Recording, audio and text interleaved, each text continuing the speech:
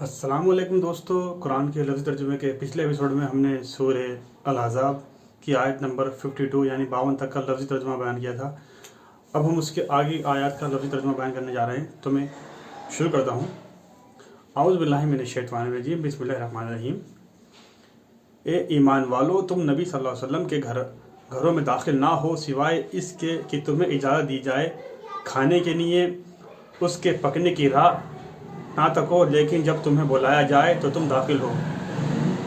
फिर जब तुम खाना खा लो तो तुम मुंतशिर हो जाया करो और बातों के लिए जी लगाकर ना बैठे रहो। बेशक तुम्हारी ये बात नबी सल्लल्लाहु अलैहि वसल्लम को इज़ा देती है, बस वे तुमसे शर्माते हैं और अल्लाह हक बात फरमाने से नहीं शर्माता। और जब तुम उन नबी सल्लल्लाहु अलैहि वसल्लम की बीवियों से कोई शय मांगो तो उनसे पर्दे के पीछे से मांगो।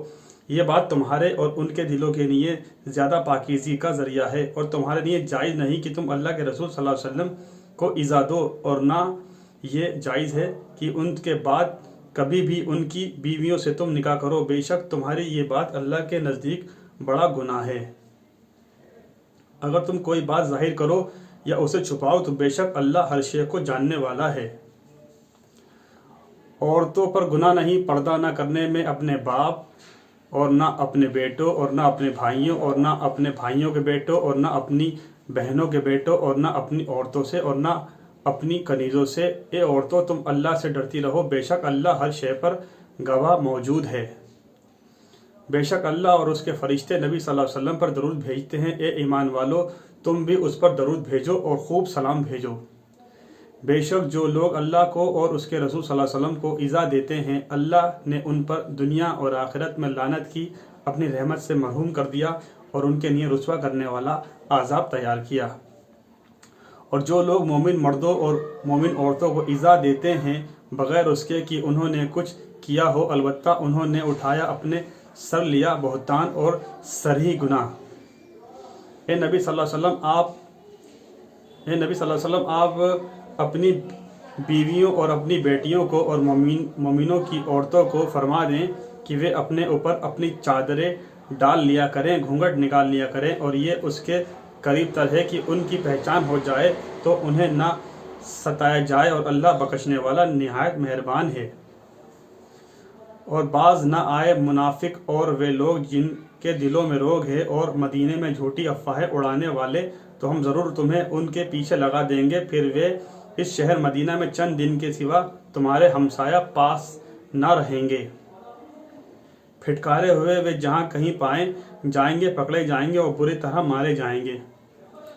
अल्लाह का यही दस्तूर रहा है कि उन लोगों में जो गुजरे हैं इनसे पहले, और तुम अल्लाह के दस्तूर में हरगिज़ कोई तब्दीली ना पाओगे।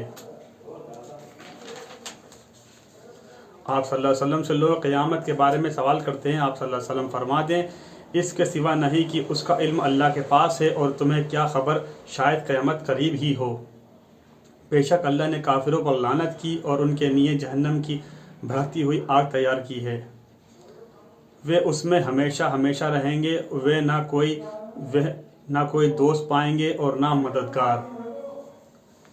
जिस दिन उनके चेहरे आग में उलट पुलट किए जाएंगे, वे कहेंगे, ए काश हमने इताअत की होती अल्लाह की और इताअत की होती रसूल सल्लल्लाहु अलैहि वसल्लम की। और वे कहेंगे, ए हमारे रब, बेशक हमने इताअत की अपने सरदारों की और अपने बड़ों की, तो उन्होंने हमें रास्ते से भटकाया। ए हमारे रब, उन्हें दुगना अजाब दे और उन पर बड़ी लानत कर। ए ईमान वालों, उन लोगों की तरह ना होना जिन्होंने मूसा अलैहिस्सलाम को इल्ज़ाम लगाकर सताया तो बरी कर दिया उसको अल्लाह ने उससे जो उन्होंने कहा इल्ज़ाम लगाया, और वे मूसा अलैहिस्सलाम अल्लाह के नज़दीक बाआबरू थे। ए ईमान वालों, अल्लाह से डरो और सीधी बात कहो। वे तुम्हारे लिए तुम्हारे अमल सवार देगा और तुम्हारे गुनाह बख्श देगा। और जिसने अल्लाह और उसके रसूल सल्लल्लाहु अलैहि वसल्लम की इताअत की तो वह बड़ी मुराद को पहुँचा। बेशक हमने अपनी अमानत जिम्मेदारी को पेश किया आसमानों और ज़मीन और पहाड़ों पर, तो उन्होंने उसके उठाने से इनकार किया और वे उससे डर गए, और इंसान ने उसे उठा लिया। बेशक वह जालिम बड़ा नादान था। ताकि अल्लाह अजाब दे मुनाफिक मर्दों اور منافق عورتوں کو اور مشرک مردوں اور مشرک عورتوں کو، اور اللہ توبہ قبول کرے مومن مردوں اور مومن عورتوں کی، بے شک اللہ بخشنے والا مہربان ہے۔ ساتھیو، آج ہم نے سورہ الاحزاب جو قرآن کی 33 سورہ ہے اس کے لفظی ترجموں کو مکمل کر لیا، کمپلیٹ کر لیا۔ انشاءاللہ لفظی ترجمے کے اگلے ایپیسوڈ میں ہم قرآن کی 34 سورہ یعنی سورہ نمبر 34 سورہ سبا کی شروعات کریں گے۔ جب تک آپ ان قرآن کے لفظی ترجموں کو شیئر کرتے آئیے، عوام میں پھیلاتے آئیے، ہر انسان تک پہنچاتے آئیے، خدا کی بات کو، اللہ کی بات کو عام کرتے جائیے۔ اللہ تعالیٰ کہنے سننے سے زیادہ عمل کی توفیق عطا فرمائے اور ہمارے کبیرہ صغیرہ گناہوں کو معاف فرمائے، اور اپنی رحمت، اپنی برکت، اپنی شفقت، اپنا کرم ہمارے پر نازل کرے، اور آپ کو اور مجھے اس کام کرنے کا ثواب بھی عطا فرمائے۔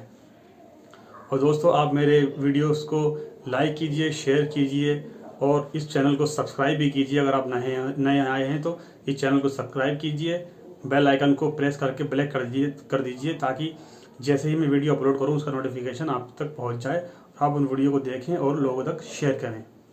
بس اسی کے ساتھ آپ سے اجازت چاہتا ہوں۔ انشاءاللہ اگلے ایپیسوڈ میں ہم قرآن کی 34 سورہ سورۃ سبا اس کی شروعات کریں گے لفظی ترجمے کی۔ تب تک کے لیے السلام علیکم ورحمۃ اللہ وبرکاتہ۔